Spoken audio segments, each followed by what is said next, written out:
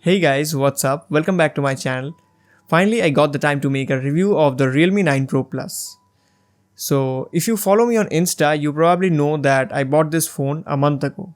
Unfortunately, I didn't get the time to make a overview of it, so I'm directly posting a full review of it. But anyways, the full review is here, you can check it out. But before starting the review, I want to say some things. So, you know I bought it, but you don't know why I bought it. I bought it because I use a phone to make most of my YouTube videos, and my previous phone was Redmi Note 7 Pro.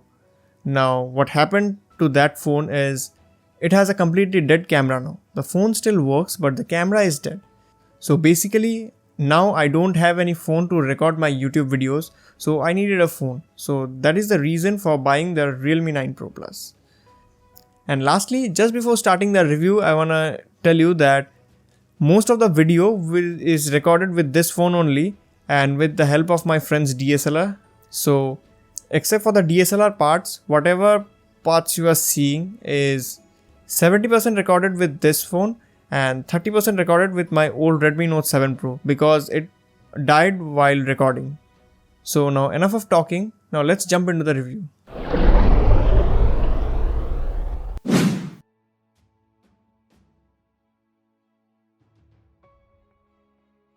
So this is the Realme 9 Pro Plus and this is the box.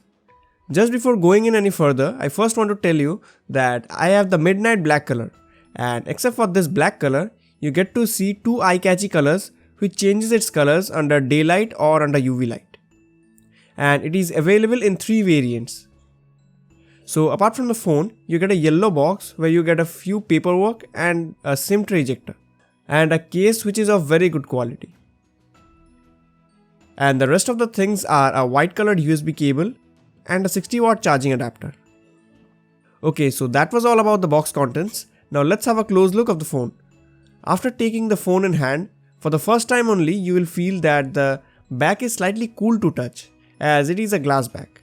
The brand didn't mention anywhere which glass protection they have used. They just said glass back. This is a large phone but everything is in reach. It is a very handy phone. You can get access to everything with one hand only. From the back to the sides, it has a curved design to improve in-hand grip and feel, and at the same time you get flat frame design to get you going with the trend. Personally, I feel the button placements are not that good. Since it is a camera-centric phone, so most people will mount it onto some gimbal or tripod, and there you will face some issues while mounting it. Sometimes you will see accidental button presses or sometimes you will see improper weight distribution in case of a gimbal. I don't have a gimbal to show it, but many gimbals have this issue of weight distribution. So I'm just saying you may face this issue since you can't mount the phone being centered. All the cameras sit on this translucent plastic island. At the front you get to see a punch hole camera, and except for the bottom you don't get to see too much bezel. It has a weight of 182 grams, which is light considering now we get phones above 200 grams in this and even in higher price segments. And it's not just lightweight, it's slim as well. It has a thickness of just 7.9 millimeters. So that's pretty much it for the design. Now coming to its ports and buttons. At the bottom you get to see a headphone jack, primary mic hole, USB Type-C port and a decently large speaker cutout. On the left side you get to see your volume rockers and SIM tray. The SIM tray supports 2 SIMs and you don't get to see any option for storage expansion here. One more disappointing thing is here you get to see a rubber in other phones to stop water from getting in. But being a 25K phone also, this doesn't have that. I didn't get any information about the IP rating as well.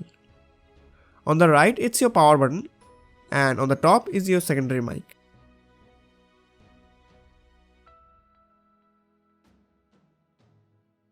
The screen is a 6.4-inch Full HD Plus Super AMOLED display. It has 1000 nits of peak brightness and is perfectly visible in outdoor conditions as you can see.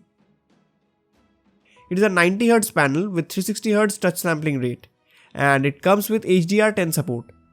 It would have been better if they would have given 120Hz, but it's okay considering it is not a gaming centric phone. It has 90.8% screen to body ratio and it comes with Gorilla Glass 5 protection. You get to see a fairly large chin, which is kinda disappointing since it is a phone that is near about 25k rupees, and I'm talking about the starting price variant. So they could have made it a little smaller, that would have been a lot better. So far what I have used, I'm really liking the display. The colors are really good, viewing angles are also good, and you also get to see HDR10 support, so you can enjoy HDR content too.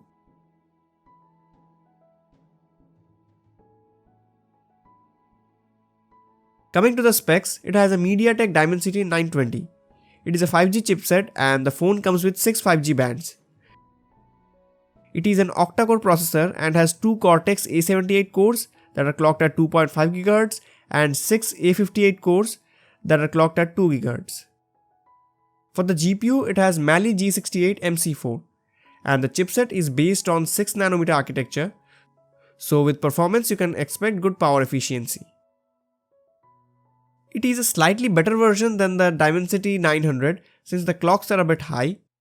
Dimensity 920 is at this price point is a good chipset considering the rise in factor prices and global chip shortage still being here. Other specifications are it has LPDDR4X RAM and UFS 2.2 storage. You get to see some cost cutting here in terms of storage. It should have been UFS 3.1, but to give a bigger storage they have chosen UFS 2.2. You get to see dynamic RAM feature where it converts a certain amount of storage to dynamic RAM for better performance. And it has wideband L1 support, that means you can stream high quality content on it. Here are the results of the Geekbench 5. It is a very decent score and the score is very close to the score of Snapdragon 778. Gaming on this phone is not very good as of course it is not a gaming phone, but you don't get to see any lag or stutter. You can play on HDR and ultra settings with 40 FPS, and if you go to smooth and extreme you will get 60 FPS. On low settings it didn't drop FPS as such, but on HDR settings you will see slight frame drops like 58-59 sometimes, which are completely acceptable from a non-gaming phone. For maintaining the temperatures inside, they have provided 3D vapor chamber cooling system and it seems to be working perfectly since I didn't face any overheating issues. I have also tested CPU throttling for 10 minutes and you can see at the very end, after like 8 minutes, the performance was slightly dipping. But the dip is not that big after all. It was always above the 90% mark, so you can expect good performance even with continuous load. In terms of security, you get all your necessary things like pattern or pin lock, face lock and fingerprint sensor. The fingerprint sensor here is an under display one and it works pretty accurately. Here in the fingerprint sensor they have added another thing, that is a heart monitoring system. You just place your finger on the screen and it measures your heart rate. You can't rely on it by any means, it is a beta thing, but it is a nice thing to have. You get to see all the important sensors, which is a good thing. For the software you get Android 12, the latest version, with Realme UI 3.0 on top. The brand has promised to give at least 2 years of updates and updates till Android 14. Realme has improved a lot over time and now I can say it is even better than the Mi UI in some cases. Check this out. You are getting adaptive refresh rate support, which is missing in the Mi UI. And you get a lot more freedom for customization. You can change icon shapes from settings only. For that, in Mi UI you need to download icons from Themes app. And the biggest change I felt after switching to Realme UI is lesser ads.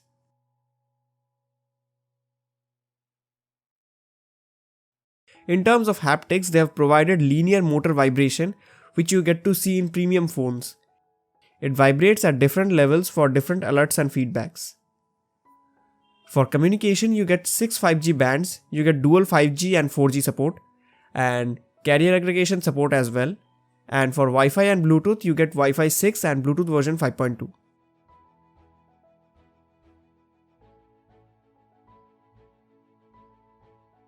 And now the moment you all have been waiting for, the camera samples and my verdict on it. It comes with a 50 megapixel IMX766 primary sensor, an 8 megapixel ultra wide sensor, and a 2 megapixel macro.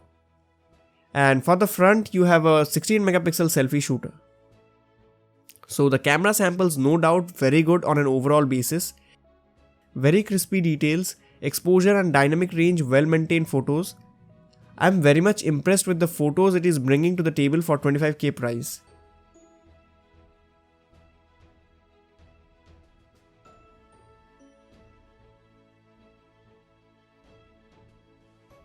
You get many modes to choose from and even presets, so to help you out to get the picture you really want.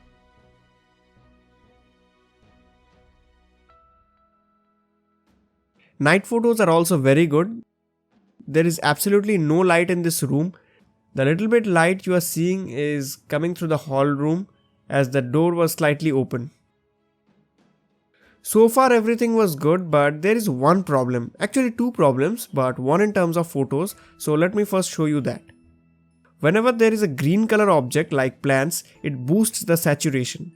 I don't know why, it feels like as if they have programmed it to boost colors for nature, but then with this kind of color boosting and AI also boosting colors, then the photos totally get weird and don't look good. With AI off, it is still slightly boosted, but it looks good. Selfies are also good and well detailed. It has good edge detection and maintains very close to natural skin tones. And now coming to the video, it has OIS written on the back on top of the camera module. That means they are highlighting this feature as a dominant feature compared to other smartphones, but in reality it doesn't work that well. The videos are somewhat smooth and not very smooth. They are a bit jittery while moving fast. I will not complain as compared to other phones in this price range, the stabilization is good. I don't own other phones, but many reviewers have compared this phone with other phones in this price segment. So on the basis of that, I am telling you. Except for that, video quality in both day and night conditions are good. You get the following settings to choose from. You get multiple video modes, so if you are a vlogger, you will have a lot to choose from, like cinematic modes for B-rolls, dual video mode for street vlogging, and I hope you got it. Until this part, what I have said about the camera was before the 4GB update that it recently got. Now, I'm going to talk about the post-update scenarios. The photos are slightly improved in some scenarios, but it still boosts green colors. But the major change is in video quality. After the update, they have managed to correct the stabilization quite right. Not perfect, but it improved significantly.